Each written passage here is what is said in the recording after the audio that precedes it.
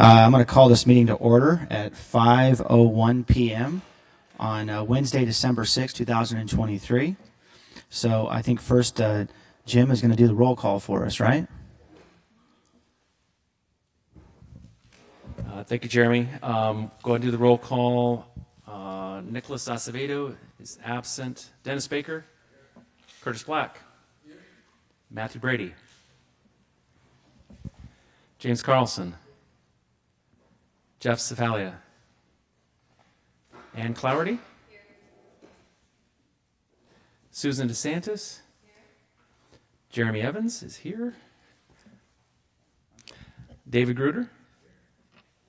Lynn Heckman. Laird Hayes. Charles Klobe. Ruth Kobayashi. Scott Laidlaw. Katie Love. Anthony Maniscalchi. Thomas Mang. Jim Mosier. Maxwell Pearson. Robert Rader. Harrison Rolfs. Nancy Scarborough. Amy Snyder. Debbie Stevens. Graham Wahlberg. Christy Walker. Paul Watkins. And Lori Williams. Pretty good attendance. We do have a quorum, Chairman. Okay, thank you. So first matter of business is public comments on any non-agenda items. Any public comments? Seeing none, we'll move to current business. So the first order of business is to review and approve the minutes for August 21st, 2023. Those minutes are attached as attachment 1. May I have a motion to approve those minutes? Okay, I'll take Thomas. We have a second. Dennis down here. Okay. So Thomas Ming. Or was that you, Jim? Thomas moved. Dennis seconded it. Dennis Baker. Yeah, we do have some comments on the minutes, some edits from Mr. Mosier. Okay, Mr. Mosier, please.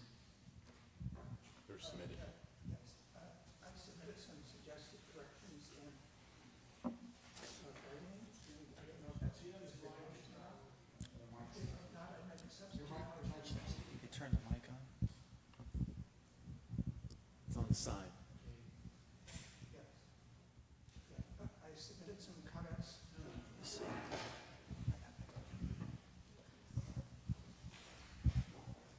So the microphones are initially off, and you have to hit there's a little slide button on the side that goes left to right. As long as the red on button is on in the middle.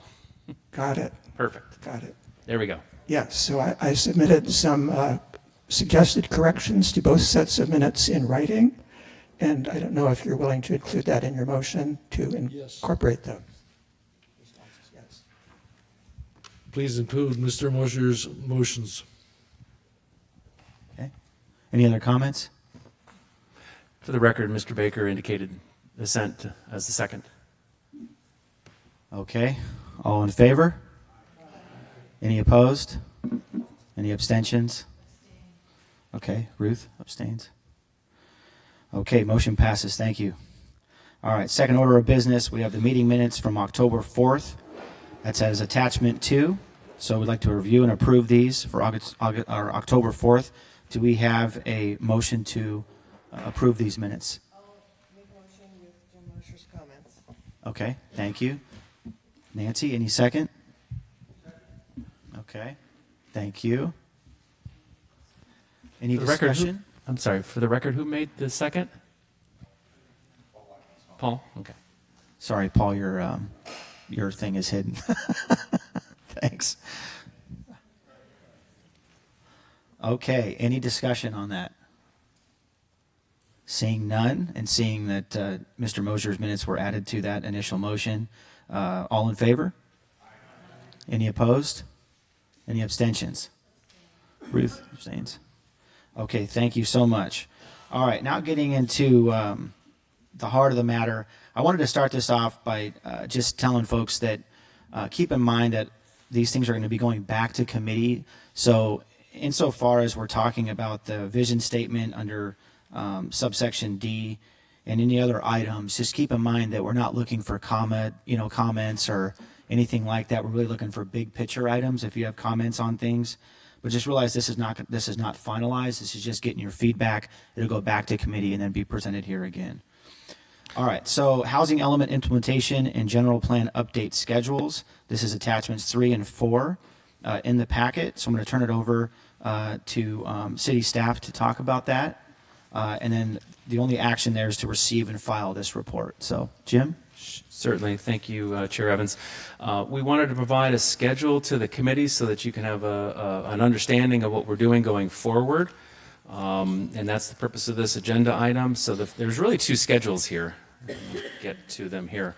The first schedule is really related to the housing element implementation. If you all recall, we've got 2 items going forward at this point in time. We've got the housing element implementation. So we have draft policies related to just implementing the housing units from the housing element. So that's the first kind of scope of work. So the committee did participate in reviewing those those policies. And this is the schedule going forward for that portion of the update. And so when you look at this, we're going to be going forward with a draft EIR in February for all those housing units, if you will. There's no other changes aside from what the committee has already seen and recommended. So the EIR comes out in February. At the end of the day, we go to the Planning Commission in April, and City Council starts their process in July. We hope for approval starts the process in July and then ends it on August 6th. And so what this schedule kind of sets forward is, obviously there's some milestones in here as well. The amendment does require a vote of the electorate pursuant to Charter Section 423. You might know that as green light. And so this schedule meets that statutory requirement. So anyway, we wanted to make sure you were aware of this schedule. We had hoped that the EIR would be done this month. A variety of delays have occurred, but we're still on track to meet the overall schedule, which is part of the process. We want to make sure this gets done in the summer of 2024, in time for the council to put a ballot measure on the November election for all those housing units and the traffic that comes with it, pursuant to the charter. And that would meet our obligations if approved at the if that ballot measure is approved. Then we will have met our statutory requirement to get the zoning for all those housing units in place within the prescribed time frame, which was 3 years from its adoption. So anyway, so any questions on this schedule, happy to answer them. I think if we're going to be utilizing our select alert systems, so I know everyone in the room is probably already set up for that, so you'll be receiving emails for when the EIR comes out on the public hearings or study sessions, whether it be for the Planning Commission or the City Council. You'll all receive notices on that. So if you haven't signed up for the select alert system, I would recommend you do that through the new website, which we'll talk about here momentarily. Okay. Everyone who signed up for the general plan update in that website is now signed up for the new website, so we're going to be utilizing the new one. But anyway, you'll receive email notifications for as we go through these milestones. So if there's any questions or thoughts, I'm happy to entertain. Okay, well, moving on. There's a second schedule here, which really relates to the larger general plan update process that we're all engaged in. This is the 2-year process, if you will, to update the remainder of the general plan. Again, absent the housing element, but the other elements are definitely in play, and obviously we'll be going through some of those items and some of those topics here tonight. We wanted to at least provide a schedule, so we do have meetings going forward for GPAC in the next couple of months. Based upon some of the deliverables that we're getting from DUDEC. You've got a couple of the first 2 deliverables from DUDEC in your packets today. You'll see additional ones that we can talk about here momentarily as we go forward. But we've got the vision statement, and we've got the resiliency document. That was an early deliverable. We can discuss how that will be used momentarily, but we'll be coming forward with our historic resources, arts and cultural, harbor and bay, safety element, land use, and other deliverables. And as they come forward, we'll be bringing them to everyone, and then they'll be reviewed at these various meetings here. So we want to just give you a look forward at this point in time. We do anticipate the GPAC meetings to be the first Wednesday of the month. And the steering committee meetings being the second Wednesday of the month. And we're going to try to maintain that schedule going forward. I think we wanted to shift the first meeting in January here rather than being the 3rd of January or whatever that would be. It's a week later than that because it's so close after the holidays. I think people are still watching football games that first week. So the 10th will be a little different. But otherwise, all of these meetings are on the first Wednesday of the month for GPAC. I have a Any question. thoughts, questions? Yes. I noticed there are some subcommittee meetings. These are just hallmarks, and there will be, I'm assuming, many more of the subcommittee meetings that are listed here, because I can't imagine most of these things being done with one meeting of a subcommittee. I think absolutely. If the subcommittee wants to meet more often than what we've indicated here, I mean, these are kind of placeholders, and these dates can actually be changed at the pleasure of the subcommittee. When can they meet? And I think as subcommittees, you all can decide that and work with Ben and Jaime going forward to schedule those. And if you need additional meetings, feel free to do so. The subcommittees are not Brown Act meetings, and so they can be scheduled. They can be done by Zoom if you really would like. My thought is keep them as open and transparent as possible. You can utilize the meeting rooms in City Hall, but meet as often as you need to go over a particular topic. You're right; it may take multiple meetings to kind of get through a particular subject. Thank you. I have a question.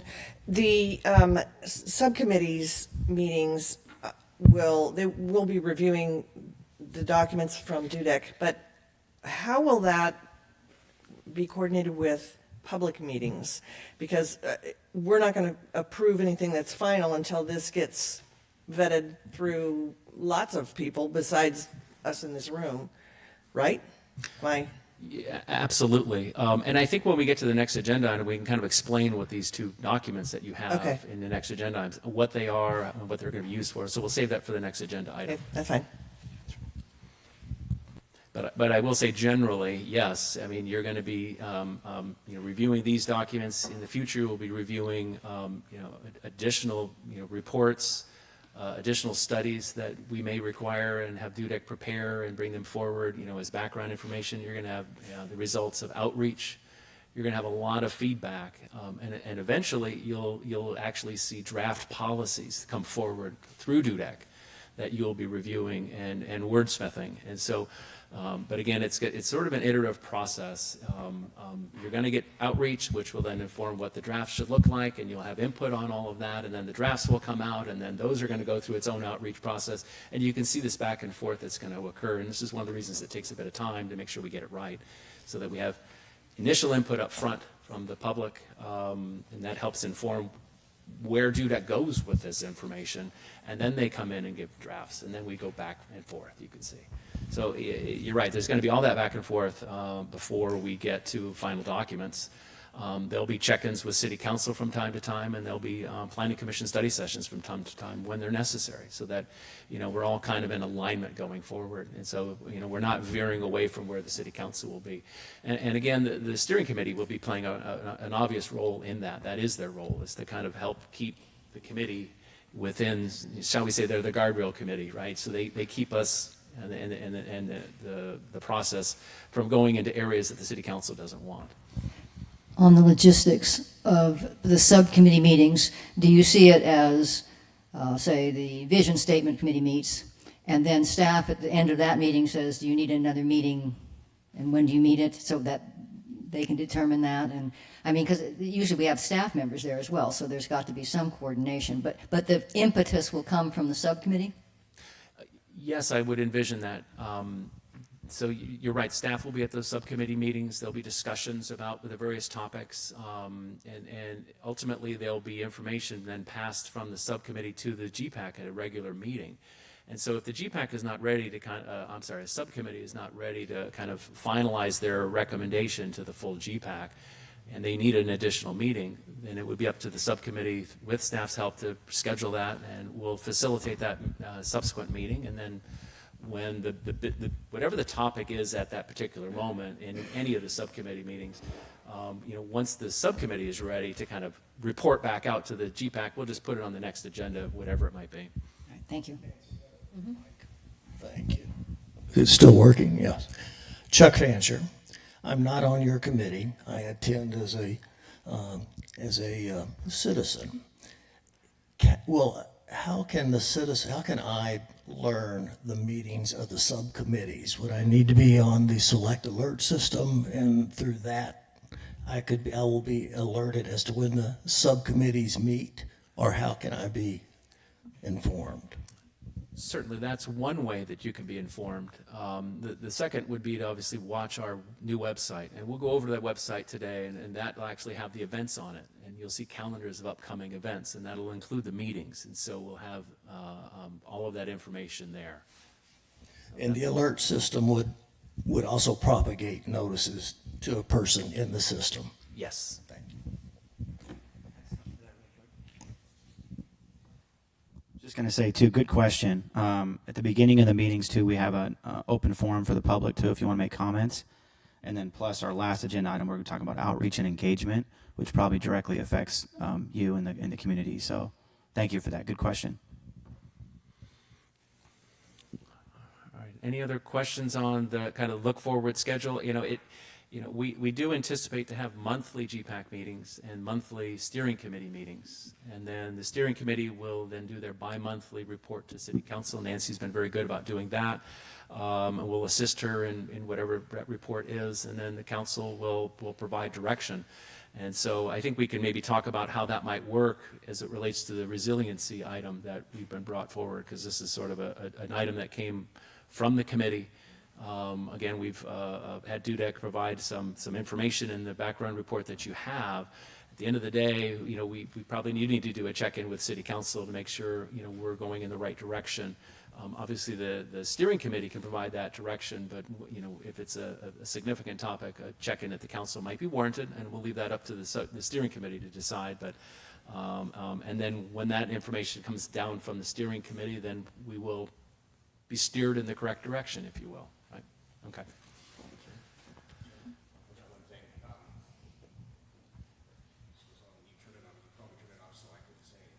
Absolutely. I'm kidding, of course. I kid. So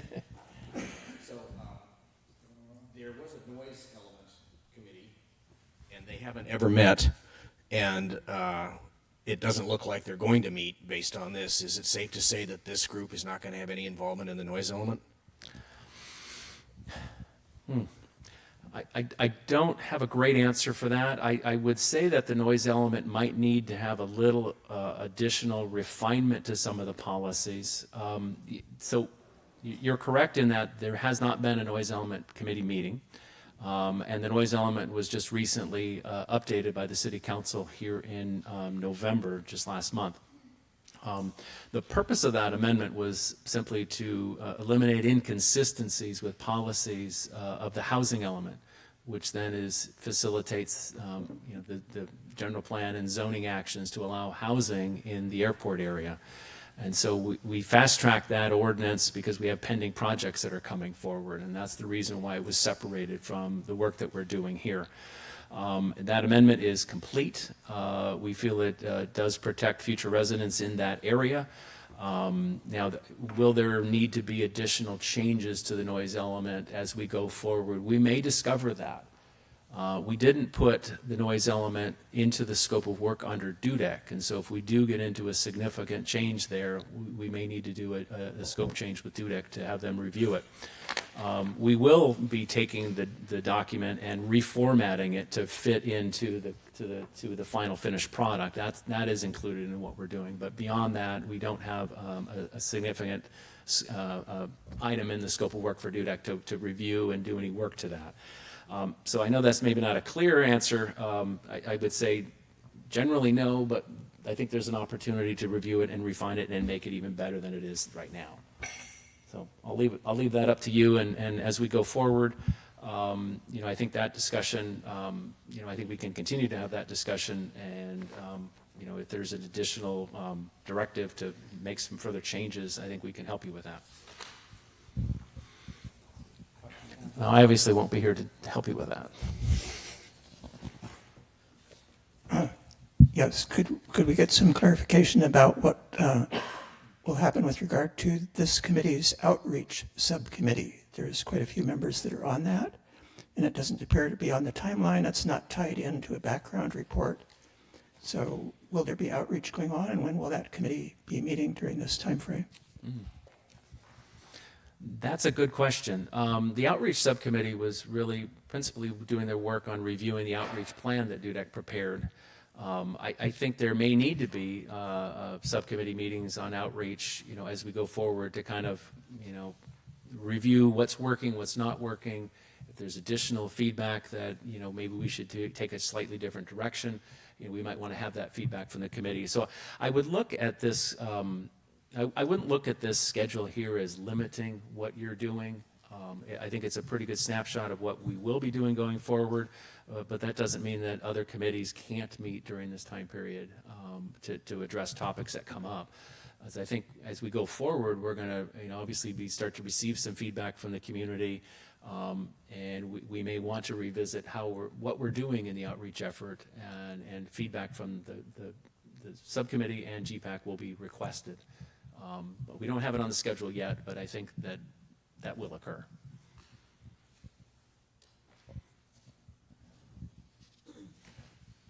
Okay. Any other comments on that item? If not, we'll move on to subsection D, where we'll discuss the presentation of the vision statement and resilience existing conditions and background analysis, and that's on attachments 5 and 6. That's page 27 in your packet, starting on page 27. So Jim, I'll turn it over to you. Sure, thank you, Chair Evans. So first thing I want to go over with these documents, these are deliverables that we've asked DUDEC to prepare, and I think we need to understand and come to a consensus what we're doing with these. These are background reports, existing conditions. They are definitely there to spur discussion and debate, and I know we've kind of phrased them in the agenda as being finalized. You know, they're imperfect. They probably don't have everything that should be in there, but I think that's actually why they're here. What they're really to be used for is to provide a background information so that we can actually have, you know, good discussions. You know, the public will use them, GPAC will use them. You know, this is not a final document by any means. Well, let me rephrase that. They are very close to a final document. You know, we can obviously, if there's any grammatical errors and typos and what have you, we can fix them. The thought isn't really to identify the shortcomings of these documents, but I think as you read them, you may decide, hey, there's things that are missing. Well, you know, that's actually the reason for the document. It helps you understand some of the issues, and if you see issues that aren't covered in here, well, then they can be put into, you know, future documents, future updates, future discussions. Again, this is really to spur discussion and debate, not necessarily to stifle it, and not to limit where we go with any one of these particular topics. Now, you're going to be seeing these, the first two are resilience, and then the vision statement, and then as you noted in the schedule, in the preceding discussion, there'll be other topics coming forward, principally historic resources, harbor and bay safety, and others. And so there'll basically be one of these for each of the various elements or any significant topic that we charge DUDEC to go provide additional information on. Again, is to provide a basic level of understanding of the issues to then use as a springboard for additional discussions and debate, whether it be at the GPAC level or with the public. So hopefully that provides a little bit of clarification. You know, the thought tonight is obviously we get familiar with it. You know, we weren't looking at this for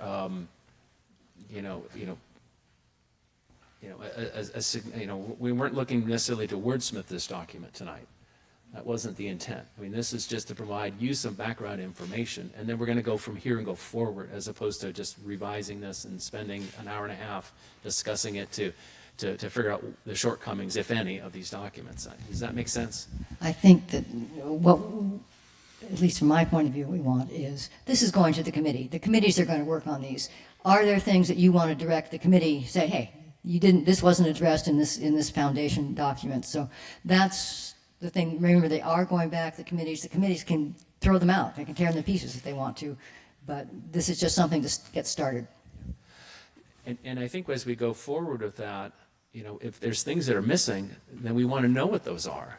Not necessarily go back and we can possibly change these, but the fact of the matter, we're identifying issues that aren't addressed here that might need to be addressed going forward, and we want to identify those. And so you can see how the process of reviewing these may spur those debates and discussions so that we identify things that we're missing. And then we would continue and to develop those into the policy documents as we go forward. So well, we hope that you find them helpful. The resiliency document is a long one. It's a long read, and it's got some recommendations in there. And there may need to be additional ones as we go forward and discuss what's in here and what should also be done with our policies. Thank you. So just what's missing from the vision statement is the vision statement that we worked on. I'm just okay, I understand what you just said about all this, but the committee worked on a vision statement and worked on principles and all that kind of good stuff. It would be, and I get it's not finalized, but it would be something to me that would be what we'd be putting out to the public to react to. So this is background, but we have more than just this, so kind of curious as to, where we're going with the rest of it. Thanks. Yes, certainly. I know the Vision Subcommittee, we did receive some written thoughts from several of the subcommittee members, and those were given to DUDEC, and they helped inform, what this is. We can attach those. Those were, in essence, thoughts from various different committee members, and I know we put it together into one final format with everything in it, but it was really the individual committee members' thoughts. This is what you want, okay? I'm going to differ a bit on that. You can throw this out. This is your committee. This is your vision statement as a committee. And as a subcommittee, yes, you did work. And just as the safety committee has done outreach, this is some background. What we wanted from DUDEC was say, hey, you've got a lot of experience in these things. You probably got overviews that we wouldn't necessarily think of. But the work is from this committee, not from DUDEC, not from staff, but what you guys see. So that's, this is helpful, but it isn't at all a final document. If you don't like it, start over. Hopefully that won't be the case. Yeah. I might add, these were not intended to create a vision statement for you to start reviewing. Again, we haven't had any outreach with the broader community beyond this body. And so, I know there was some that initial work, and I think that was great work, and we'll use that going forward. But again, these documents are not intended to get you to the final finished product. I know everyone in this day and age wants immediate gratification. They want to get this done. This whole process is going to take at least a good year before we actually end up with draft documents for you to wordsmith, a draft vision statement for you to wordsmith. Again, this was not intended to get to that level. Just to follow up, but we did this like a year ago. Or at the beginning of this year. It wasn't, it was a while ago. And I thought that would be used to get us there. I get it, to get people to react to it. I thought we discussed it in this committee meeting as well. So anyway, I just think we're a little bit further along than just the background with that. But yes, we need public input. I get that too.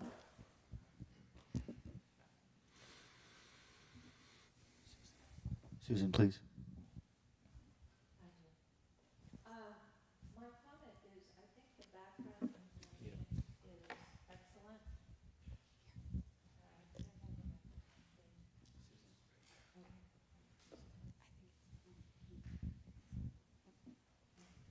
Can you hear me? Okay. I think the background information is excellent. We now have it, and it will influence undoubtedly discussions going forward on the vision as we're looking at some of these trends and the key issues. So I don't think the earlier efforts were not productive. I just think they're going to be informed by having this insight from a broader perspective, looking out, looking forward.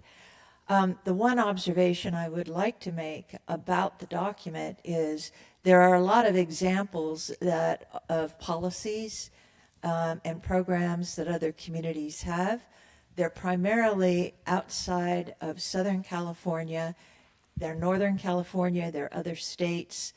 And I would suggest that there are a lot of examples in Southern California that are excellent also, dealing with the topic areas that they have drawn upon. So I would just suggest that we also look closer to home and some of the excellent planning that is being done in the coastal communities here in Southern California.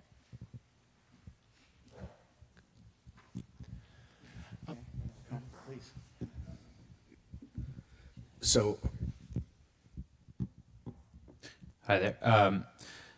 I don't know if now is the time to actually take in more suggestions for the vision statement. I think that's a little bit confusing. Sounds like you guys have already done all the work or put a lot in there, and then we do have some other kind of random ideas in here that maybe are not necessarily related to Newport Beach, as you're kind of alluding to. So maybe my question before I say any more is now the time to actually bring up vision statement areas to consider, or is it more we're just talking about the background? I would think that at this meeting, you would want to give direction to the subcommittee to say, hey, this is something to consider, and they can consider it or reject it, accept it, and work on it. Yeah. So this is in the absence of actually seeing what the work that's already been done by the visions. Maybe the things I'm about to say are already in there or have been already talked about. But just looking back at the 2006 vision, there are certain things that are very, very much still applicable. And I'm looking at page 34 for everyone's benefit. But like most, if not all, and I've said this before, but my recommendation and something as maybe I have 5 children. I want to live here for a very, very long time, et cetera. Like I'm a little bit more interested in the longevity of the economy in this market. So a few just areas I was thinking that maybe the committee could think about were around business development, both supporting local businesses that are already here and then continuing to maintain, I'll call it maybe resilience with the existing business base. We've all seen what's happening in San Francisco and how a lot of things going on there, safety, et cetera. But to lose business is to lose a lot of ways the heart of the city. And so I'd ask to look into that, considering a huge part of the tax base and the revenues coming from business income. So that's kind of local businesses, economic resilience, diversification. Tourism is another like big part that I don't really see play out through here. And I know there's very different opinions about promoting or denying tourism, but it's a big part of our city. And I think that should be discussed in terms of the vision for the city. Safety, I kind of alluded to it with San Francisco, but I think like safety, like if we lose sight of that as a major part of the city, more broadly speaking, Orange County, but definitely here, the last thing we'd want to see is our city go in that direction because of the lack of a rule of law, which we mostly don't control, but we have a say in it. And then just the last piece is really around infrastructure and getting around. Obviously, as more businesses here, more people live here, more traffic, that's going to be an ongoing concern. So to the extent that we can plan for, frankly, just parking as a long-term issue. I've got more, but I'll probably leave it there. Thank you. Okay, thank you. I think we had Charles next and then Jim. thanks, Jeremy. So a couple of questions. The first one is on page 34 under boating and waterways. Is the upper bay unencumbered and free of sediment and debris? Do we want to make that statement? It's kind of funny to me. And more importantly, on inclusivity and social equity. While the city of Newport Beach does not have a traditional disadvantaged communities, that's true. I'd like to see a report from DUDEC. There are a lot of folks under the takeoff pattern for John Wayne Airport who might feel they're a disadvantaged community. And I'd like to hear the positives and negatives from a professional standpoint of giving that label to that area. It may be horrible, but it might provide them something. And I'd like to see a professional response for that. Thank you. Jim, please. Thanks, Charles. Yeah, thank you. I was about to make a comment very similar to Graham because when I saw the schedule, I also thought that that was the purpose of these meetings because I saw there was a background report and then the subcommittee met later. And I thought that the purpose of that was for the entire committee to give direction to those subcommittees so they could work more productively. And I noticed there is one more meeting of our whole GPAC before the Vision Subcommittee will be meeting in January. So if people are really curious about it, in my written comments, obviously it doesn't work in paper, but if you look at the electronic version of that on page 4, I provided what I think is a link to the document from the Vision Subcommittee that Debbie is talking about. And perhaps everybody could look at that before the January meeting and try to give our subcommittee, as Graham did, direction on what you think should be strengthened and changed in the vision statement. Thank you, Jim. Any other comments? Yes. Oh, Scott, please. And Susan next. Thanks. I got this right? Great. So I've recently joined the Vision Statement Subcommittee, but I haven't been part of a meeting yet. So one of the things I want to echo is, Jeremy, I want to let you know that the business development aspect is extremely important to me. And so I'll make sure that that element gets voiced. And then my personal concern, in part for this entire committee, but especially as we develop the vision statement, is just the whole generational character of Newport Beach. Because, when I read the first paragraph and I wrote down 2050, and, my children and my grandchildren are trying to be part of this community. And I just want to make sure that we focus on that, because we're going to be dead. And so I just want to get that out there, make sure that we really focus on that. Thanks. Jeremy? Scott, Susan, please. Oh, did you have something? I just wanted to make one comment here real quick. This document is working as intended right now. You're reviewing it, you're looking at the existing conditions, and you're looking at, wow, it doesn't have these things. And, this is the existing vision statement from 2006 on page 34. And obviously there are these trends and these other items in here, and it's spurring debate. That's what this document is for, not to answer the question of what the vision statement should be, but it's just here to spur debate. And all of this feedback is really, really excellent, because there's personally, I think the vision statement from 2006 is missing a lot of things. Not that it needs to answer all questions, but I think there's definitely some topics that need to be done, and the document is having the intended effect. And we didn't schedule a vision subcommittee meeting between now and the end of the year. I mean, we hadn't even had a chance to talk to the GPAC or those members. That's a possibility if that's what this subcommittee will do or would like to do. I got to pass the torch off to Mr. Murillo and Mr. Zadiba, who, by the way, is not here because he's on vacation, but he'll be at the future meetings. But again, the document is having the intended effect. So bravo, thank you, Dudek, for putting this together and spurring these discussions. So. Thanks, Jim. Susan.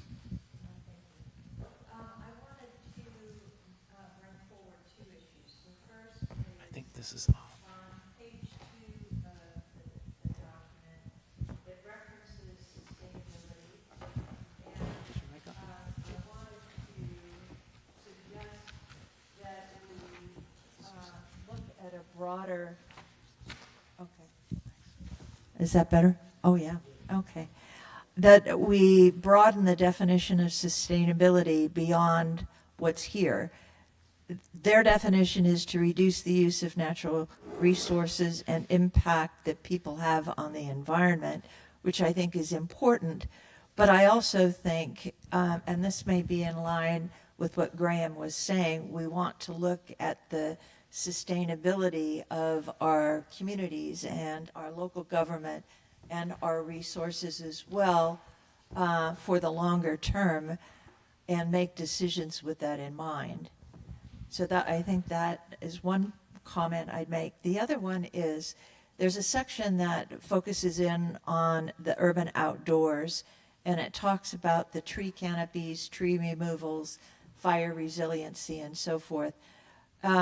It doesn't really bring forward the issues that Newport Coast is facing in terms of fire safety, and I would like more of a focus in bringing forth those issues, which affect all of those communities. And it does affect the urban outdoor because, you know, in my community, we have removed 400 trees to have a fire-safe community, and yet trees are being replaced right outside our gate that, you know, are facing the canyon. So there is a discrepancy there that needs to be addressed. Yeah, I believe certainly the safety element is really going to be focusing a lot more on kind of the fire safety hazard kind of questions. You know, I think resilience. You know, we may want to have Dudek present a little bit on this one here because this is a beefy document. You know, and just a little bit of background, I think, as the committee may already know, we've been talking about sustainability and resilience as potentially a separate element of the general plan. We also recognize that there's an overlap between a lot of different elements, and you just kind of described it, the urban outdoors and our recreation spaces that are also potentially hazardous. And so, you know, are we going to have policies in the safety element, or are we going to have a separate element, and how best to organize it? And so, you know, that's just going to be an ongoing debate and discussion, and I think this helps inform us a little bit about that, and that's the purpose of this document. You know, again, the topic of resilience and sustainability. You know, I will share with the committee that I have been talking to Dudek extensively about the topic of sustainability. I want to make sure Dudek understood that this is a fairly conservative community that doesn't universally subscribe to some more progressive values. And so, you know, we need to be cautious about the choice and use of terms. I think resilience is a very good term for the community to use because in the end, we want to make sure that, you know, today everything is fine, if you will, and if there is an event, and it doesn't matter what that event is, whether it's a fire, a flood, or a sea level rise, an economic downturn, a pandemic, we want to be resilient and get back to normal, if you will, as quickly as possible. You do that through proper planning, and you do that through having the systems in place to address any form of calamity, whether you know, you got to have the utilities to manage all this, right? It's a big, all-encompassing topic, and I think you'll get a lot of consensus in the community over that topic, as well as consensus on the city council on that topic. I believe, I can't speak for the city council, but I believe they want the community to be resilient in all senses of that discussion. The word sustainability is a little bit, it does have a kind of a political charge to it, and so not to say that there shouldn't be policies in our general plan that speak to some of those topics, but you know, the question is we have to make sure that it fits, you know, the council's direction, and so, you know, again, we've kind of coined the word resilience, and maybe using that as the vehicle within which these topics might go forward, as opposed to sustainability. Again, these are the thoughts that I've been having and helping to help Dudek do their job. But I definitely want community output, because this is not my general plan, this is your general plan, and you will use the terms that you feel you want to use. You know, at the end of the day, we've got to make sure we deliver something that the community wants and the community accepts, you know, whether that's the residents of the community, the visitors of the community, obviously, but they don't have a voice, but the businesses in the community also have a voice. And so to the extent that the policies place burdens on businesses and residences that make things more expensive, I worry about those policies, to be perfectly honest with you.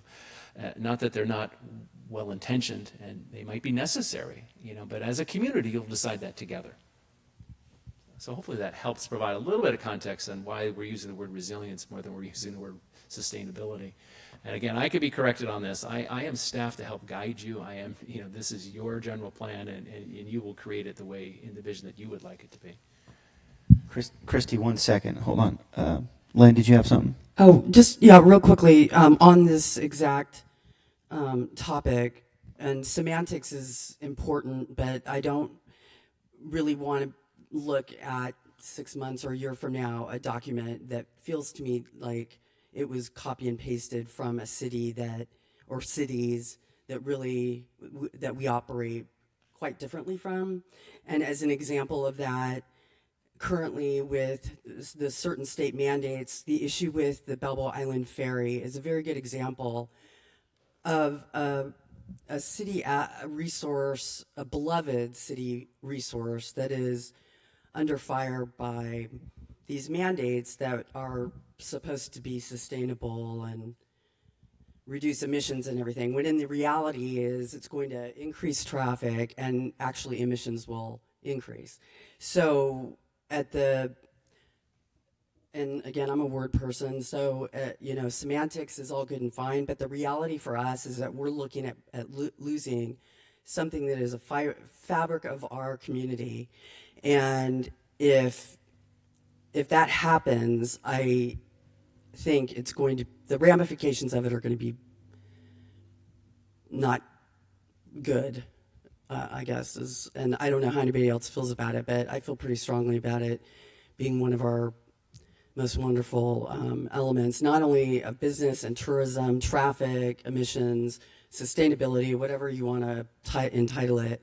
It's an important element of the fabric of our society, and so I really hope that any and all consultants really understand, what this community is about. Spend some time here, get to know things like the Balboa Island Ferry, or the 7 district, very distinct villages in this community that operate differently. They have different needs and attention, and so I definitely, I'm just using the ferry as an example. Thanks, Lynn. Christy, please.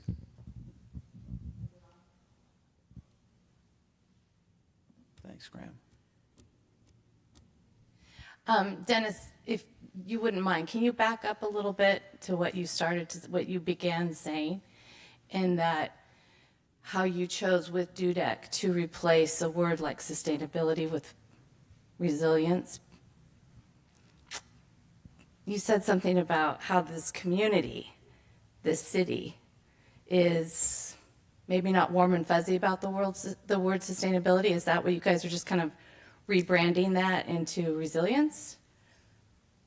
Are we doing a play on words? Are we? Well, I don't understand why that. Yeah, it feels super awkward to hear that said about citizens of Newport Beach. And we're talking about not our generation, not our parents' generation, or even if some of us are lucky enough to have grandparents. We're talking about 50 years from now. And I don't think that we need to play around with words. I think we need to implement policies. And I think that we need to be not all PC about it, like just spit it out. And let's just get some of these things down and talked about, instead of worrying about semantics and how it's going to sell to the voter. I know we got to get a lot of this out to the community and have them understand it, but I think you guys are kind of taking this like overly educated approach to just dealing with the citizens of our city. They kind of need it dumbed down. They don't need it so politically correct and so layered that they go, whoa, whoa, whoa, whoa, what'd you just say? Like, bring it down to an LA Times level of like a 6th grader that they can understand it. Because a lot of these topics are out of our wheelhouse. You guys talk about harbor, I'm like, whew, what? But then we're not talking about noise. I lived under the airport. I get that. But not every citizen lives within every single one of these elements that's going to be discussed and decided and presented to them. So just that one comment when I heard like you guys are flipping the word, so it's a little more like, I don't know, acceptable to our citizens. But then let's also remember we've got younger people behind us. So just play it out straight, just lay it out instead of constantly trying not to step on people's toes or insulting someone by using a word. Okay, thanks, Christy. Any other comments? All right. Well, let's see. No further comments on that. We will move to the last item on the agenda, which is updates on outreach and engagement. This is going to be attachment 7, which is page 127. So, Jim, I'll turn it over to you for this, and then Sure. open it up to some comments. Yeah, I'm actually going to turn this over to Dudek to kind of show and give you an item, give you an overview of the website and the initial outreach efforts that we're doing. So I'm going to go ahead and turn it over to Taylor. Sorry. And yes. To clarify, did we want to go through the presentation for the findings on resilience and visioning still? I think a lot of the questions were already asked, but I'm happy to still give the presentation. I just feel like some parts might be redundant, but I'm happy to still give. We do have like high-level findings if anybody wasn't able to review the whole like 90-page document. So, yeah. I think we moved past that already, so I apologize, guys. Well, just give me a second to move the slides.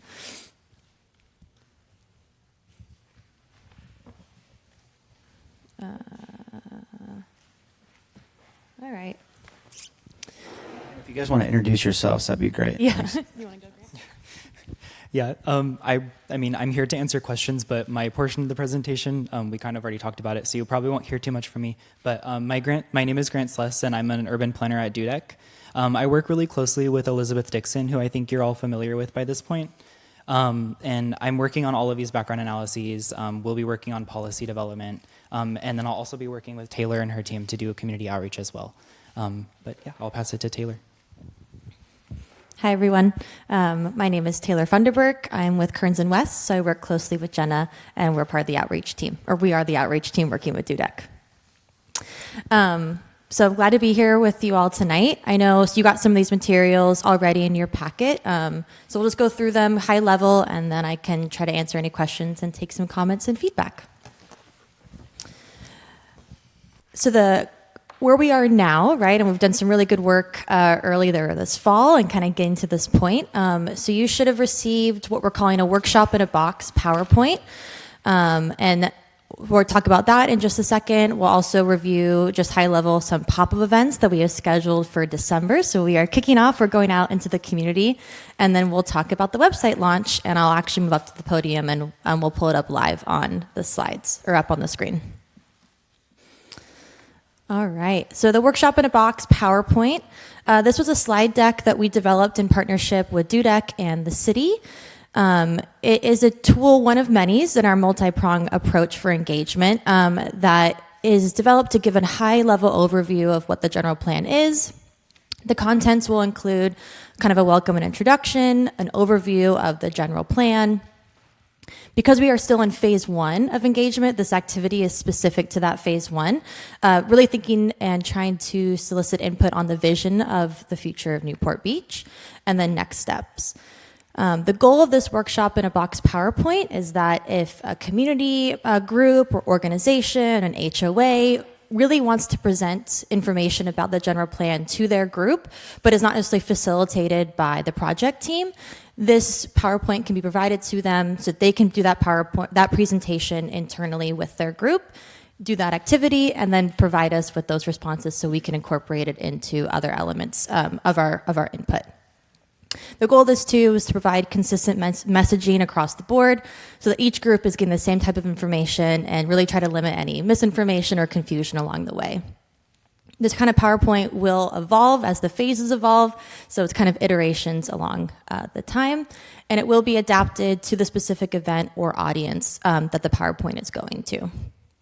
For example, in the additional materials, you'll see next events, right, as one of the slides. Well, that will, of course, be updated before being provided to the organization if any events are coming up in the future, so they have accurate information.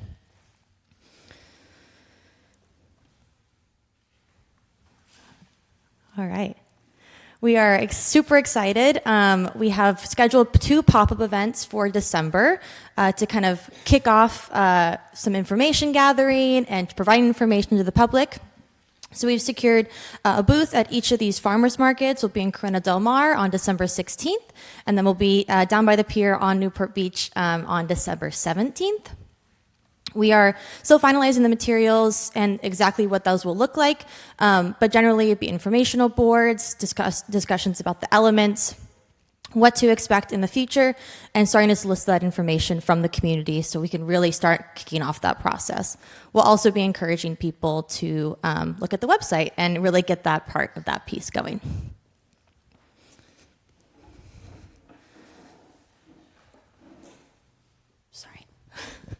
Move up there. I have a question on the materials that you're preparing. Uh-huh. Is anybody going to look at them besides you? Yeah, the city will look at them. Yeah, Okay, but nobody from GPAC, nobody from the committee will see them before they go out. No, this is the first time that this draft has come forward. Staff did look at this.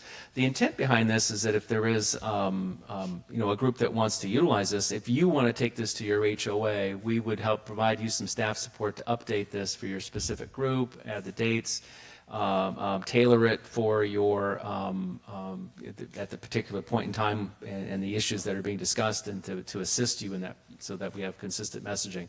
So we would help facilitate that. So again, this is sort of a template, if you will. But I asked about, you said that the materials distributed at the pop-up events. And nobody from the General Plan Advisory Committee will have seen those materials before they're distributed?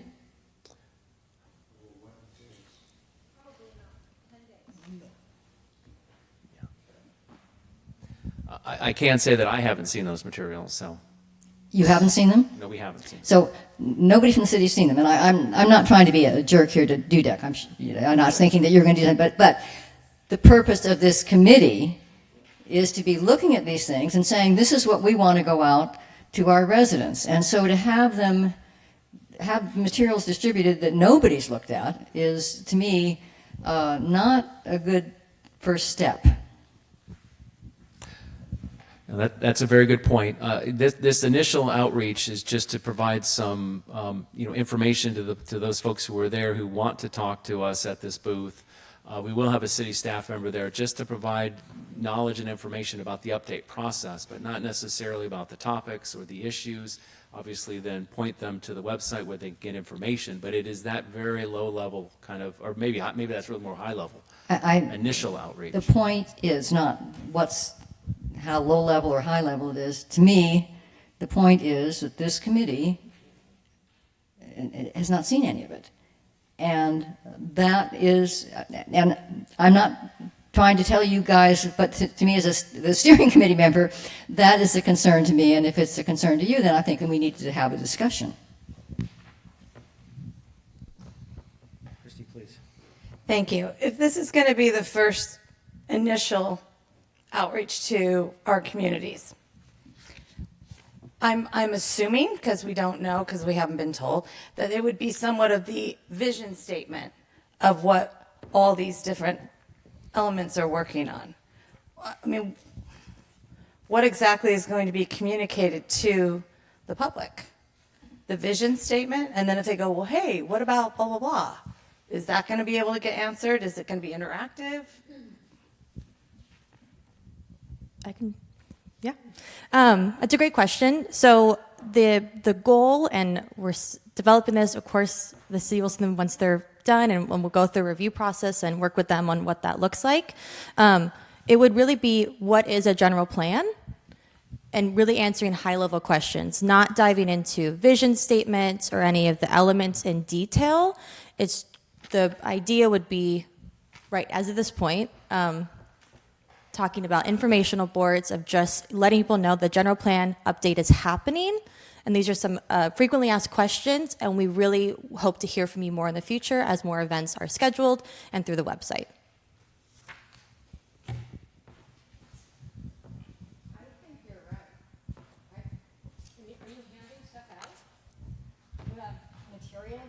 Give them, or what are these frequently asked questions? I mean, I think that to your point, it's not about you guys, but we've all accepted a certain level of responsibility, and we have no idea what's being presented in 10 days. That's true. Is the packet that's shown in here, is this what you're going to show to the public? Do we have any idea what's going to be, it's what you just showed, right? Yeah, so it will be similar content as that, but just reformatted to be like a board, like very simplified, very high-level overview. Okay.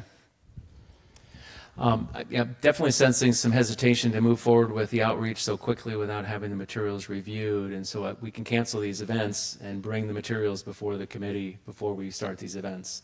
One of the things, we got the sense that, that we're not moving fast enough. And if we've moved faster than the committee would like, then we don't want to do that.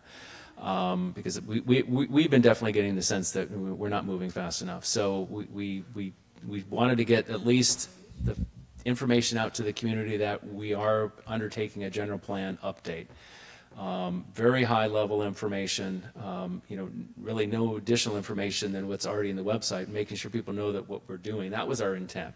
We're not really trying to start to get into the issues, just to provide information as to something is going on, and you can go to this website and get more information. So it was really intended to be that high level. Nancy, please. And then we'll come to you, and then we've got some other questions. I've got some comments too, but Nancy, please. I think even referring people to the website when we have not reviewed and commented on the content on the website is a little bit ahead of ourselves. I do think that those pages should be talked about. I looked at it today and a couple days ago, and it is pretty basic right now. There's not a lot of levels to it, layers, but I still think we should be talking about it before we send people marching down to take a look at this. And there may be things that we want to adjust and change, and Jim made some great comments about some things, so I'm not sure we even want to be launching that yet. Thanks, Nancy. Who was next here? Somebody here? Okay, all right. James, Jim please. Carlson. The reason I volunteered for the outreach committee was I did it before, and I went through this process, and I want to get involved. I would go to these things and sit in the back, or sit and figure out what's going on and what we're missing and that kind of thing. We tried this before. We didn't do that. And I think that's a big part of the outreach. We have to meet. We have to review. We have to go there and either participate or visualize or experience what's going on. That's the whole key. And then change and adapt as we need to. And then bring it back to this committee with, our personal evaluations and sensibility. Thanks, James. Please, Dennis. Yeah, and like Nancy, and I assume some of the other people signed up when we got the email, and right off the bat, I was confused because it said interests, but you couldn't choose any interest. It said location, and you couldn't choose any locations. And then after I created the account, I went in to choose interest and locations, and all there was a checkbox that said all, and the implication was there were none to choose. So it doesn't look like, it's kind of like the structure and the frames there, and the options available for people to use would be very frustrating if that was rolled out publicly right now. I don't object to the pop-up in the sense of having the idea if the intent was to just send people to the website, but the website is not ready. In other words, it's kind of, we don't have all our ducks in line for this, so unless it was going to be a big change within the next week, I would be very concerned about rolling this out as it is now. Thanks, Dennis. Please.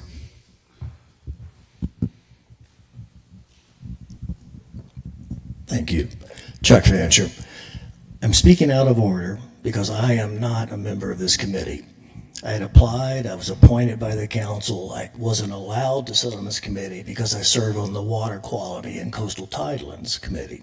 And that's a conflict. We can only have one member, our committee, on this group, and that's Kurt. So I've been in most of the steering committee meetings and most of the advisory committees and in a number of the subcommittees as a community member. And so I can speak with having put time in and demonstrated my interest. I'm struck by what Jim made a statement a couple of minutes ago about if there was a sense by staff that they're not moving fast enough, so they want to push things, which is a good thing to build on. But I think what came to my mind is that staff and our consultant are moving ahead at a pace that they determine, and without the involvement or help or support of the subcommittees of this committee. In the last meeting in October, I made a comment to a steering committee member that I felt my read of the room was that everyone sitting at this table felt like a bystander and not a participant. That's the condition that you're in at the moment. You were there in October, and you're there in December. And I think that's what you've got to fix, is getting the subcommittees' voices, whether it's a vision statement, as was spoken to earlier, which there was no vision in what was printed in the vision statement today. And you've got to get the committees are working and communicating, and staff and consultant working together. This cannot be a staff and consultant document because it will not be received by this community. That's my suggestion, Jeremy. You and Arlene need to change the ship. Thank you. Okay, any other comments here? Just one more comment. Lynn, please. I concur with all of the comments here, and since my background's in public relations, this is, and I only make the comment because as a suggestion that this is like sending out a press release at 4:58 on a Friday afternoon, and maybe not everybody's reviewed it, but how many people do you really want to see it? I don't even know, is Newport Together our official tagline? I mean, because like that doesn't say anything to me. That doesn't speak kind of to what you're saying is, like just what the tagline is, what this document says, what the website reads, how we engage the public. And engaging the public less than a week before Christmas, I think is a very bad idea. Only, again, from a public relations standpoint, people are harried, they've got family, they're traveling, there's so many different elements that would take away from them caring about this one way or the other. Not only that, if I were walking through the farmer's market and I saw somebody trying to engage me in such an important topic, I'd be kind of pissed because I'm in a hurry. We're on top of the holidays, really? What? Like, who's leading that ship? So I think the consultants, I agree. I think that the subcommittee's input needs to be incorporated, and then we all need to look at this and really have a final before anybody in the public sees it, because if we're not understanding it, public's not going to understand it, and I don't even understand our tagline. So that's my comment. Thank you, Lynn. Any other comments? Annie, please. So because I am part of the outreach committee, and I know it's been a few months since we met, I just have a quick question. So because I've seen what the plan is for the website, I'm taking this, because I was on it today, as more of like an interest list. Is that what this website is kind of?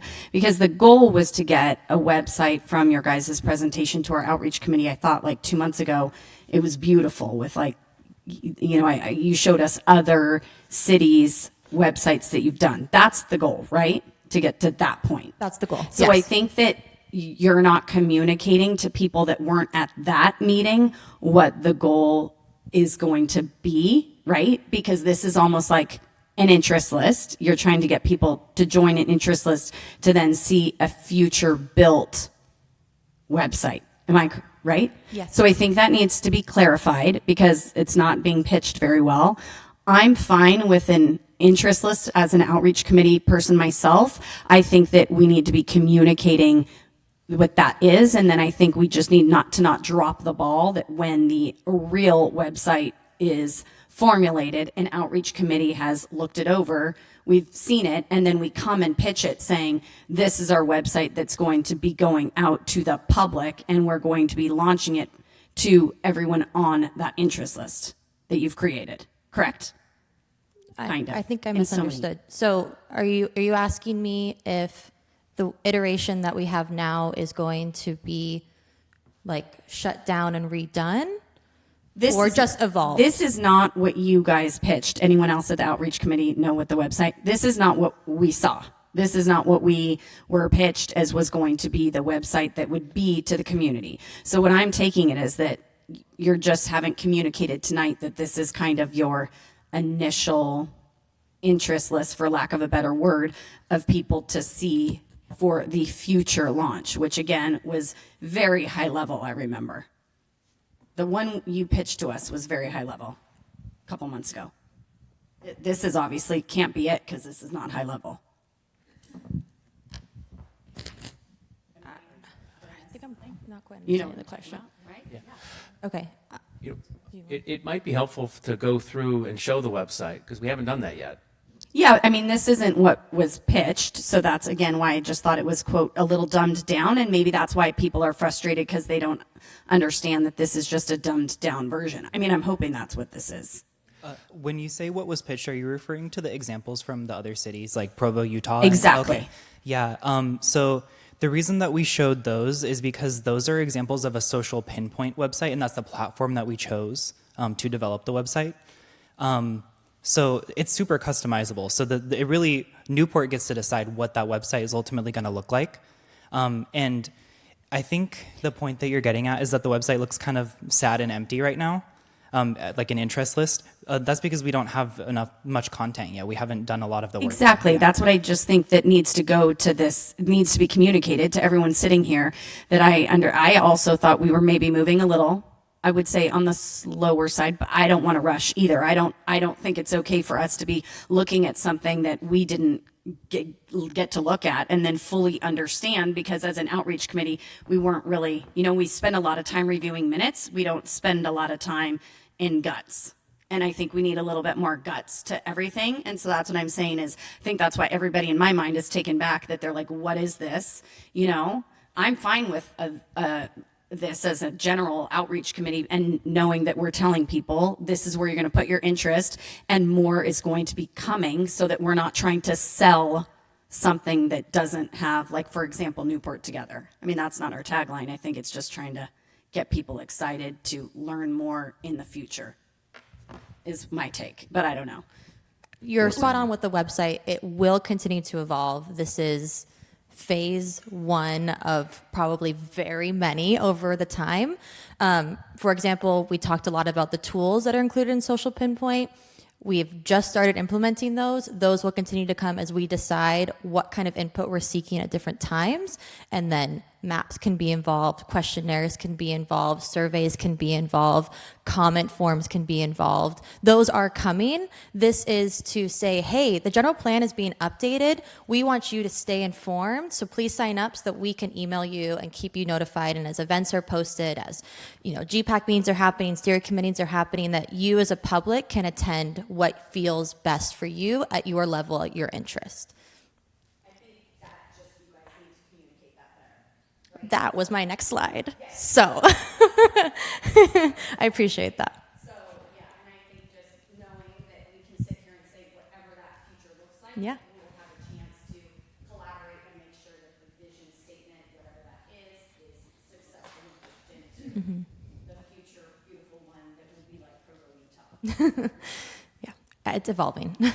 Thank you. Annie, did you have a question? No, just really quick. I think it might be a little bit confusing because we jumped around a little bit between the deck that maybe your HOA or you would take to your community, what that is. So that's a tool in terms of this workshop in a box. So that's one thing. And then we've got the website's another thing. But they have to be consistent. All the materials have to be consistent. So the look, the feel, the words, everything. So I wouldn't want to go to my community and present anything until I know that everything's locked up, the messaging is solid, consistent, it's the standard, consistent, clear, concise, and we're all on board with it.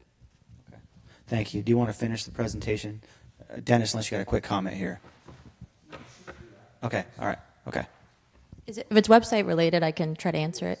We're going to go to that next, Go so ahead. you can go for it. If Jeremy's okay with that. While she's walking up there, because it is just a schedule for content. In other words, as I point out, there's no there. I mean, there's a lot of stuff to read, but there's no interest, there's no locations, and I'm just curious how they're going to be populated. And maybe while you're doing the presentation, you could answer that question. How are those two areas, interest and location, going to be populated?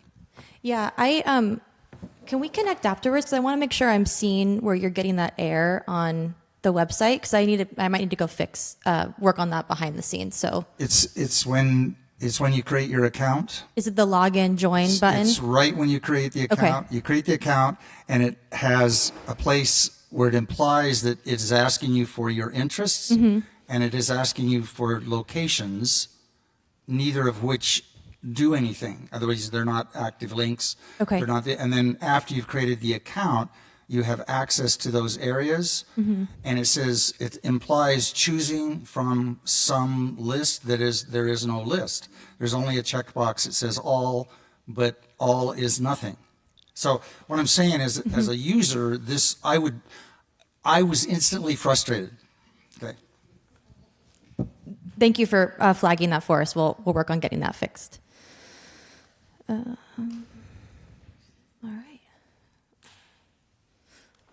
Well, I'm just going to go over to the website then, because that is my next slide. All right, so this is the phase 1 iteration of the website. It is ever evolving, and content will change and update, and we'll add more engagement tools. We will make sure that the login as join is fixed so that people can really easily sign up for the website, for the notification list. As Jim said, we are incorporating the previously email sign up list from the city's website.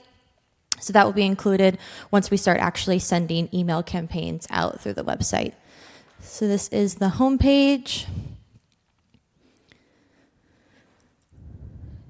These icons are what would probably be terminology used as quick links to take you to other subpages. Intro, another way of signing up for notifications and announcements. Kind of a first initial question. And I was reading through the comments received yesterday and tried to start incorporating those, so I appreciate that, Jim. Really thinking about just starting to get some input from the community events, making sure that the community had information about the GPAC and the steering committee, including when the meetings were so they could attend if they would like. A high-level timeline, some frequently asked questions, and then the element details themselves. Trying to describe what a general plan is and the update process. Each of these bars open to give a description of the element as it stands now.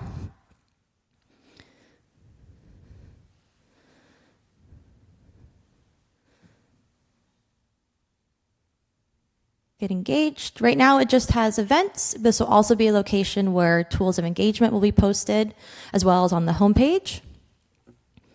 So if we were to keep these pop-up events, they are here. As events come and go, they'll be moved to past events. If there's any notes or summaries included, they can be added up to the Get Engaged page as well. Included again, the GPAC and steering committee. And then this resource and document library which I know was a great feature from previous websites we looked at as well. So these have included documents that are also on the city's website, but so that they are all in one-stop shop here with the previous general plan from 2006. The recently updated plans with circulation and housing. And then these draft documents, reports. And this will be updated and create new sections as they go. On the, I guess, your right, have links to the General Plan Steering Committee and GPAC for all the current and archived agendas, so the public has access to those as well. So there are just a few highlights. The public can choose to log in and join, but it's not a requirement to use the site. We wanted to keep it accessible so that if someone wanted to, they could, but they don't have to. Again, we'll make sure to get that element fixed so that's user-friendly on that side. The language can be changed to whatever the preferred language is for the individual user. And that is the current iteration. Again, it will evolve over time.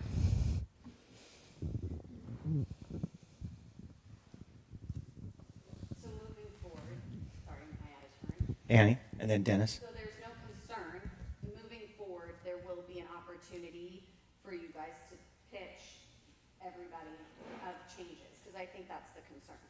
Am I correct? Yeah, and if you have any specific changes you want to see tonight, we can also discuss it. Thanks, Annie. Dennis. Yeah, would you log in, please? I'm assuming you have an account to log in, so yeah. My login may look a little bit different though, because I have. I just wanted to get you to the where you can edit your profile. Yeah, go and edit profile. That's so. Otherwise, if we make this public, well, that didn't happen to me. No, my Sorry. laptop decided to restart. It's not a website problem. It's my laptop. So let me pull it up on the other laptop really quick. Sorry about that. I mean, I don't know how many people sitting at the table have actually created an account and logged in and know what I'm talking about. That's the only thing. So I just come back to that question: when will there be choices? That's my only concern about it right now. I mean, there's a lot of good information. I think it's a great start and it's visually appealing. But right now it just looks really boilerplate, which is probably what you did. You filled in a lot of the boilerplate. But the idea is that what I don't want to do is I don't want to run the risk of turning anybody off at the beginning. In other words, I do not want somebody to come in and get frustrated, because then that's a negative that we will have a very hard time recovering from for that person that experienced that. Dennis, I went ahead and created my account. That's the one exercise I didn't do when I reviewed this materials. I didn't go in and create an account, but I see what you're saying, because locations, nothing, yeah. And then all you can do is all, and then same with interests. And so we definitely need to have a pull down menu, because that helps when we send out messaging. Folks who are interested in the harbor and bay, then they'll get information on the harbor and bay, and they might not be interested in some of their arts and cultural, and so they wouldn't be receiving messaging on arts and cultural if that was not their interest. And so it's important to have those topics there and those locations there. So that's we appreciate letting us know that needs some work. It's a great idea. I'll work on getting that updated by the end of this week. Thanks, Dennis. Robert, please. Yeah, I was just either that or just take it out for now. I don't think we're going to have that much content. I was able to just sign up for the newsletter. I was able to get email updates right now. So to have something specific to a certain area and we don't have anything come to them ever could be too finite right now. So we can just take that off and send out the general emails. And once that gets into more detail and we're talking about a specific area, then give people the options of, hey, you want to learn more about this harbor element, then click on it. So. Good point. Okay. I was on the original steering committee 2 years ago, and we picked out this name then. Okay. It's 2 years old. Okay. All right. Thank you. Good for that. Appreciate that. Okay. Ruth. So I searched Newport Together, and I actually found that it was 2019. It was in an article in Newport Indies, so it's been around actually for 4 years. Thank you. And then when I also Googled Newport Together, newporttogether.com was linked in that Newport Indie article from 2019, but that website has expired. So I'm just curious why we're not using newporttogether.com as opposed to My Social Pinpoint. And then the final, because it's just easier. And then my final comment is, I might be missing something, but why would anybody want to have to officially have an account? Like, that's an impediment to me when I go to websites. I don't want more accounts, more passwords. Excuse me. I'm happy to sign up and give my email that I only give to commercial sites, but I don't want to have another account to get information. So that's just my feedback. Ruth, if I can clarify, the website link, that's just a holding site, right? Or is that the actual domain link? That's the actual domain link, but there is an alias that you can use that doesn't have social pinpoint that the city's team has set up. I think the Newport Together one, someone bought it. Yeah. So that's why it was not available. Yeah. Bought something, so that's why.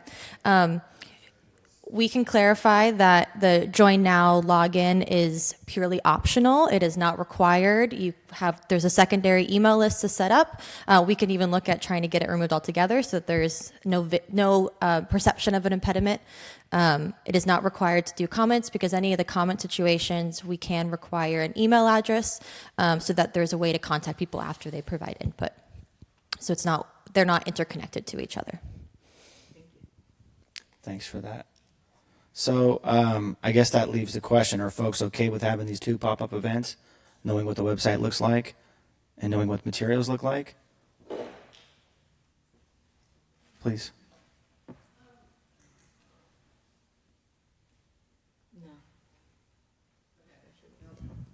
Is it on? Okay. So if the content is what is the general plan and what are the elements and that kind of stuff, I think that's pretty basic. And we don't need a whole lot of input on this is the general plan, here's the elements. You guys want to get involved, get involved. And I do think we need to get some of this stuff out there, and the sooner the better. So I would still support going forward. I agree with a lot of the comments that were said here, don't get me wrong, but that type of information is really basic. Yeah, I agree with you on that, and I've waited to comment on this. I think ultimately one thing I'd suggest going forward is maybe we have committee chairs comment before some of these items so we can have some basis of what we're talking about.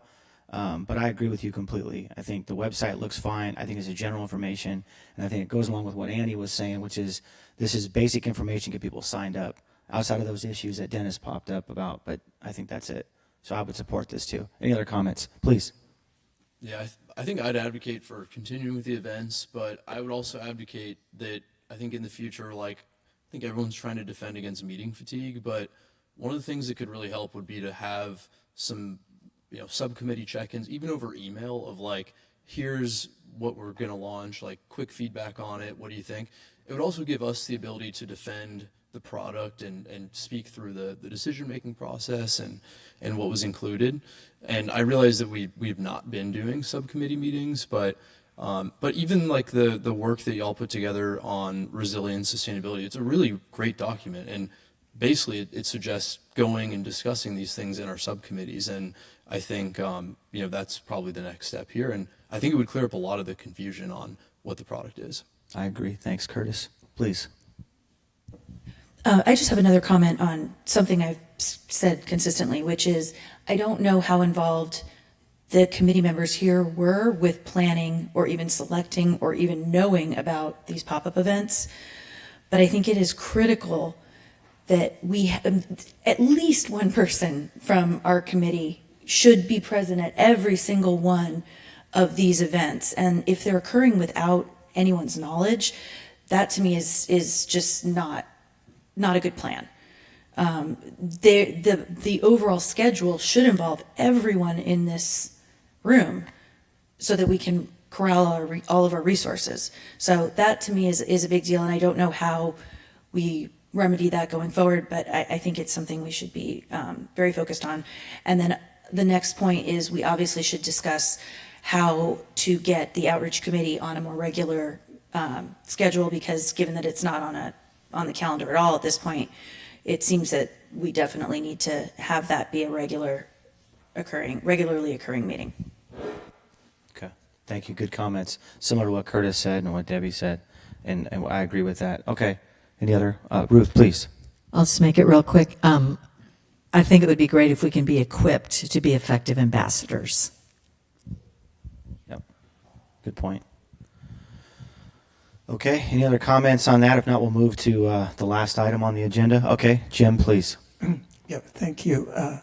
I'm one of those who shares the concern about holding the pop-up events without the committee knowing what is going to be presented at those.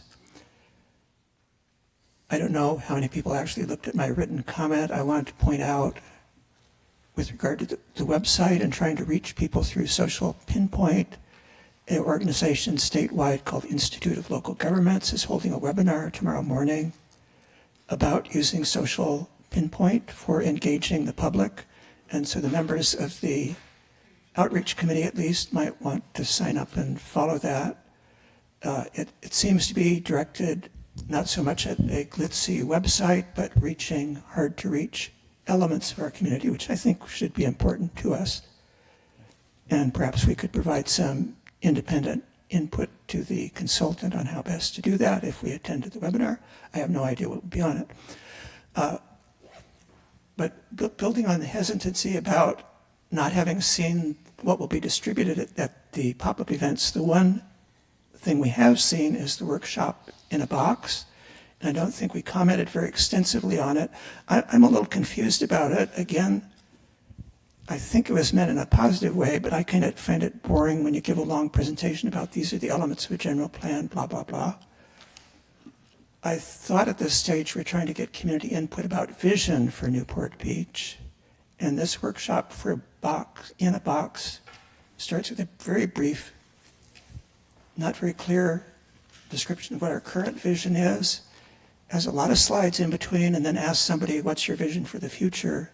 At the end, that doesn't seem very directed to me towards trying to get input on what that group that you're speaking to might want the vision to be. And it's really disturbing to me. At the end, the whole input we're trying to get, these people are engaged. They came to hear you talk about it. And you're asking them for 5 words. And that's going to be their only input to the future. The general plan is to provide 5 single words. I'm not sure how useful that's going to be to the vision committee. So I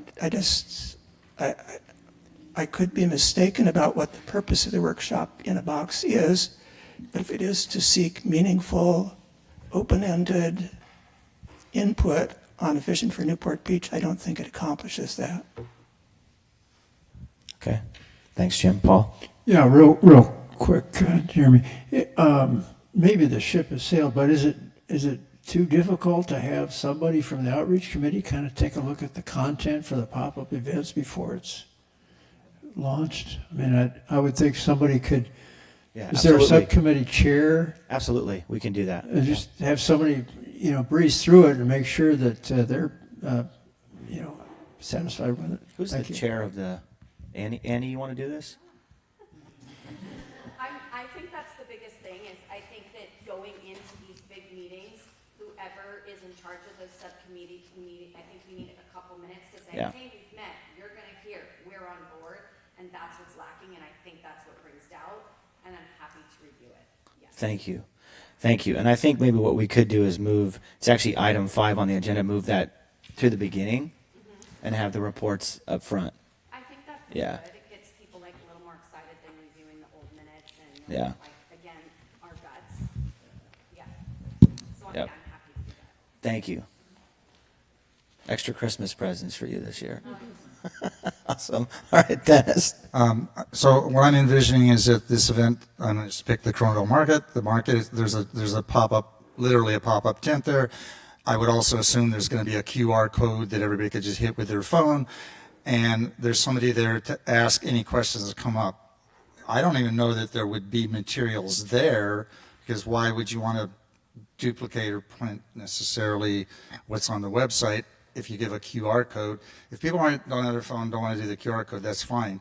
But I like the idea that that there's something starting to happen. So I want to make sure, I'm not conveying that I was opposed to it, but just KISS, keep it simple, right? Just, I mean, I think that's all it needs to be. And then people, maybe we start a discussion, people saying, oh yeah, we have a general plan. So I think it would serve that purpose and be beneficial. But I don't think we have to have like huge amount of material and all kinds of people, especially first ones, and then use these to give feedback to, like, how did it work? Was everybody like, I don't have time, whatever. So okay. Good trial points, balloon. Dennis. Good points. Thank you. Thank you, Annie. Christy, please. I'll be super quick. Who decides who's manning the booths? Who is, or the pop-ups? Who's answering the questions of the citizens that are coming up? Do you guys have a game plan for that?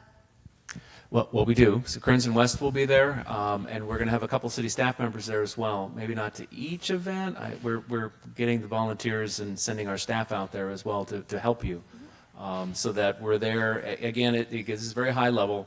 Obviously trying to just point people to the website. It'll be that information. Get Any of these engaged. people going to be there? Any of the committee members? Any of the chairs? You did it before, so. You're all invited. Yeah, but we could invite everyone and then nobody shows up. And I think it's important that we have members of any and all committees. This outreach would be fantastic because that's the initial subject. And then everything kind of branches off from there to be one neighbor to another. I'll be at the Corona Del Answering the Mar one. questions. I got to buy fish and flowers that day anyway, so I'll be there. You're it. Okay. All right.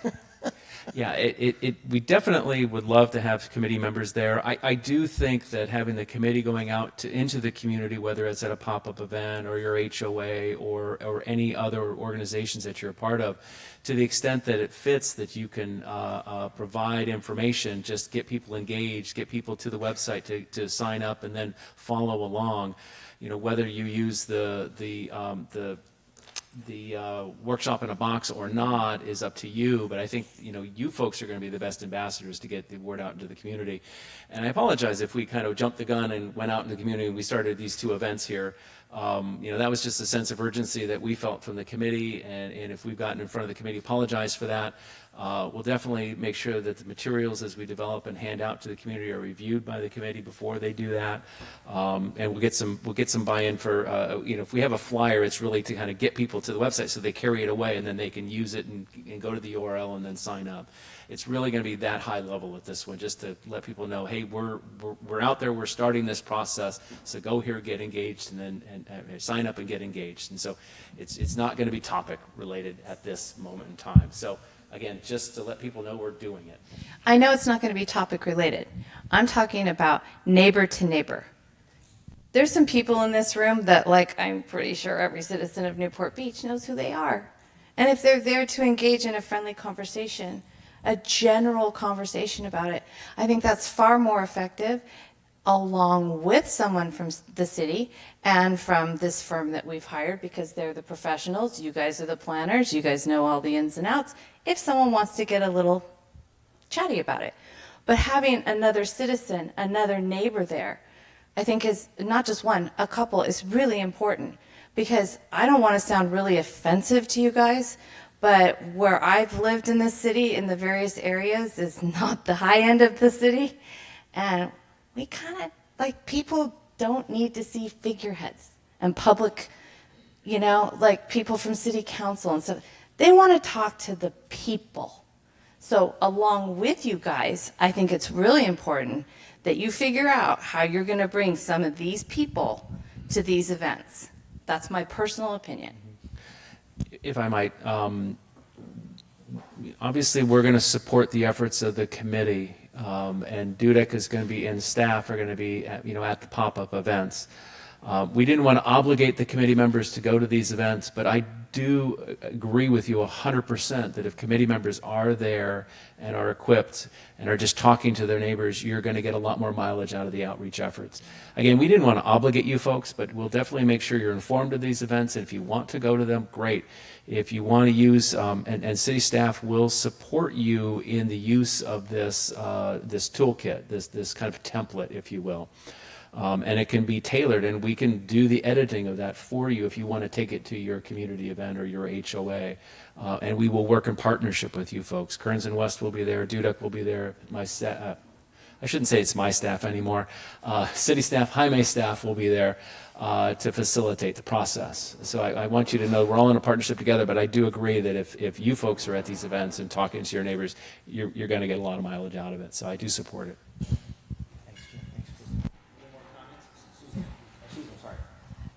I was just going to suggest that you circulate the calendar and that there is an event happening in Newport Coast on December 16th at the clubhouse at 3 o'clock.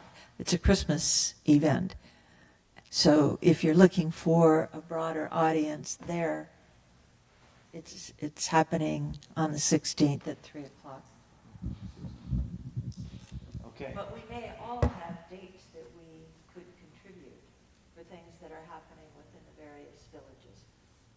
Good point. Good point. Thank you. Yeah, please. I think it's on. There you go. All right, so I've been pretty quiet today. I've been all ears. So for those of you who don't know me, my name's Jaime Murillo. I'm the planning manager, and then I'll be fulfilling Jim's role in an acting position as Deputy Community Development Director.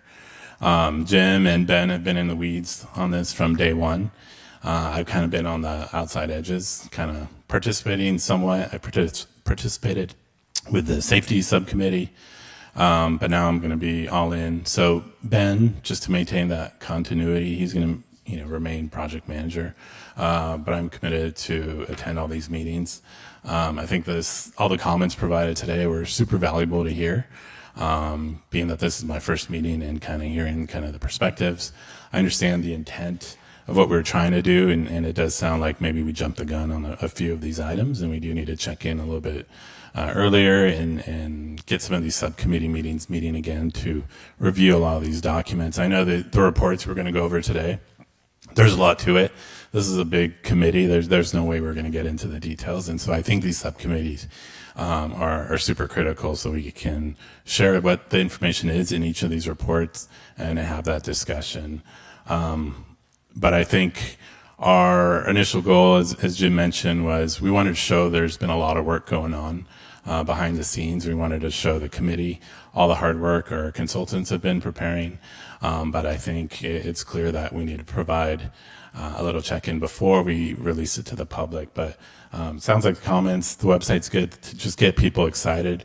We wanted the community to know all the hard work the committee members have been doing, give them access to your agendas and all the reports you're getting in the minutes so they can see that a lot of work's been going on behind the scenes. And so that was kind of the intent. And so I think moving forward, I think we'll do a lot more check-ins. It sounds like a lot more subcommittee meetings are going to be needed. And I really like the idea of having action items for the subcommittee meetings. So as these reports start coming out, we'll have a Harbor and Bay background report that'll come out. We'll have a subcommittee meeting, talk about it.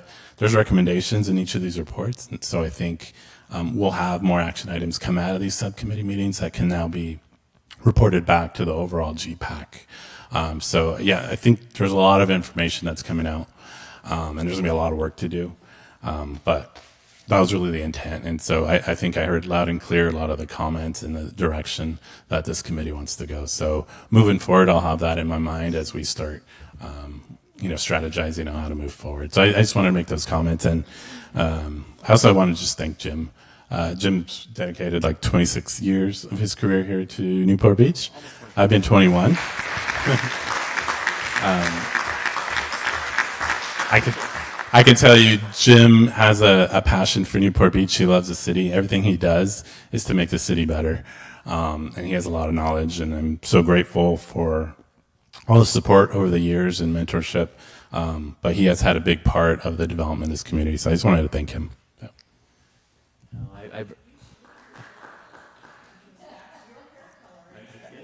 It's going to look like this. No, I appreciate that, Jaime. Jaime's been with the city for 20 years, 21 in January. 21 years in January. I've been with the city 24 in January. You're going to be in really good hands. Jaime really understands the general plan. He's been working with me for all these years on big projects, small projects. You're going to be in very good hands. And I have to support everything that Jaime just said. Additional check-ins, additional communication before we go out to the community. I apologize if I pushed it a little too far. I wanted to show some accomplishments with the website up and running, and we're starting to move in and starting to engage and talk to the community. Again, I'm just trying to push it forward here a little bit. I definitely appreciate everyone's sentiments. I really have enjoyed working in this community. It's been the privilege and honor to work with you and work with all the past councils and planning commissions throughout the years. So I am retiring at the end of the week. My last day is tomorrow. I signed up for Newport for the website. I am going to be engaged. You might find me commenting from afar.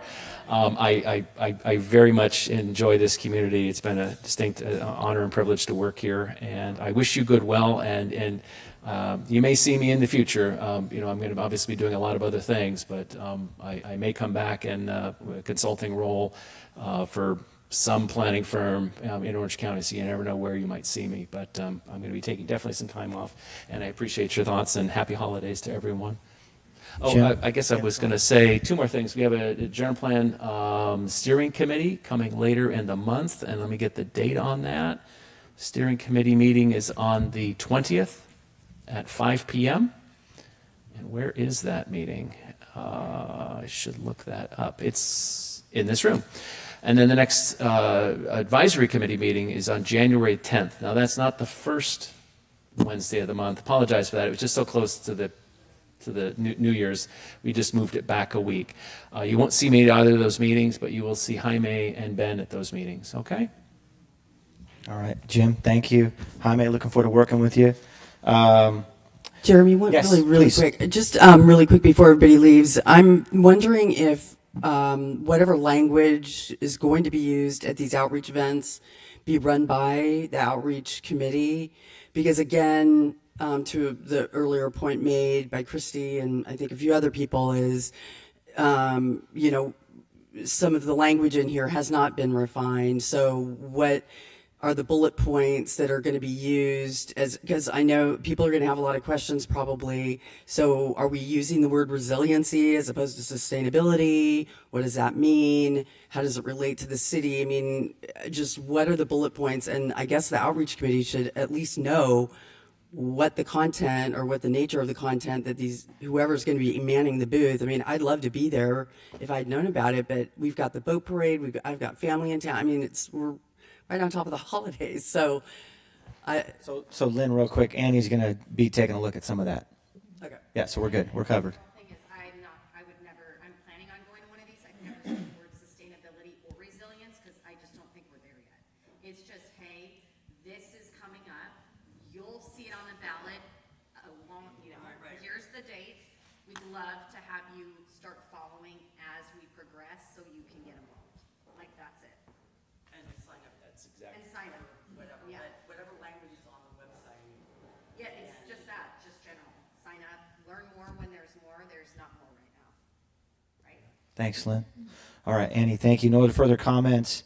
Next item is any comments from committees.